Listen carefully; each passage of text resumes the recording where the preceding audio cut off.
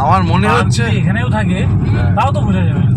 আমার মনে হচ্ছে কিছুতেই বোঝা যাবে। রাফিদা মনে হয় রাফিদা মনে হয় ওখানে মাংসের সাথে ভাত খেয়েছে, তো মাছের সাথে কিছু একটা চিতাবাঘের মাংস দিয়ে দিয়েছে। মাছটা খুব বাজে দিয়েছে।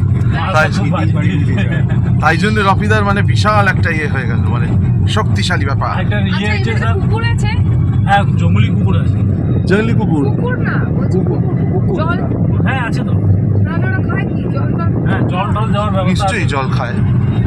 এটা রিজার্ভ ফরেস্ট তো নাকি? হ্যাঁ রিজার্ভ তো এটা। আর একবার লেটেস্ট হচ্ছে স্যার, এই আমি যাবো সান্তালাবাড়ি যাবো এখন।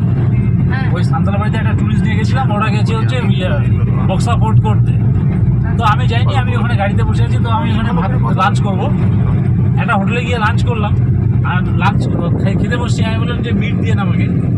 ও কি করছে, শুয়োরের মাংস এনে আমাকে বাবা, এই যে- কি করলে? এটা খুব অন্যায়, এটা খুব অন্যায়। তারপরে তো আপনার নামটা শুনেছিল তো? না ও তার মানে জানতো না। ওরা জানতো না, আমারও ভুল, আমি তো বলিনি ওদের। কারণ ওই দোকানে শুধু ওই শুয়োরের মাংসই পাওয়া যায়, আমারও ওটা জানা ছিল না।